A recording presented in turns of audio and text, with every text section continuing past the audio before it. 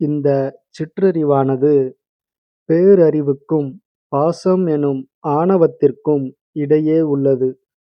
இருந்தும் இது ஏன் பேரறிவுடன் சேராமல் பாசம் எனும் ஆணவத்துடன் சேருகிறது என்ற கேள்வி நமக்கு இருக்கும். இதைச் சிறிய உதாரணத்துடன் கவனிக்கலாம். இந்தப் பசுவை ஒரு நடக்க ஆரம்பித்த குழந்தை என வைத்துக் கொள்ளுங்கள். இதன் இடதுபுறத்தில் அந்தக் குழந்தைக்கு முக்கியமான ஒரு உறவு தாய் என்று வைத்துக் கொள்ளுங்கள்.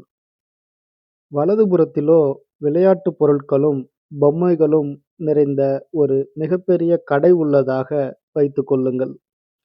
இந்த சூழ்நிலையில் அந்தக் குழந்தை என்ன முடிவெடுக்கும் என்பது நமக்கு இயல்பாகவே தெரியும்.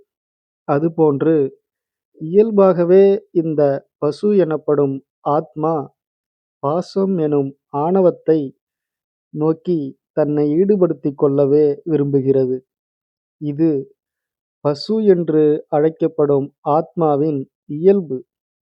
இதன் மூலமாக நாம் புரிந்து கொள்ள வேண்டியது, பசு எனும் நம் துன்பங்களுக்குக் காரணம் நாமே. இது நம் இயல்பால் ஏற்பட்டது என்பதைப் புரிந்து கொள்ள வேண்டும். பசு எனும் நாம் பாசம் எனும் ஆணவத்துடன் சேர்ந்ததற்குக் காரணம் நாம் பாசத்தின் மீது கொண்ட பற்றுதான். பதி எனும் இறைவனை உணரத் தேவையான பக்குவம் நமக்கு இல்லாததால், பசு எனும் நாம் பாசம் எனும் ஆணவத்துடன் சேர்ந்து சுதந்திரமாகவும் துன்பங்கள் இல்லாமல் வாழ முடியும் என்றும் நாம் தவறாக நம்புவதுதான் காரணம். சரி, நாம் மீண்டும் அந்தக் குழந்தையிடமிருந்து இதைத் தொடங்குவோம். அந்தக் குழந்தையானது பொம்மைகளைத்தான் தேர்வு செய்யும் என்பதை அறிந்தோம் அல்லவா? ஒரு கட்டத்தில் அந்தக் குழந்தையானது பொம்மைகளை விட்டுவிடும். எப்போது தெரியுமா?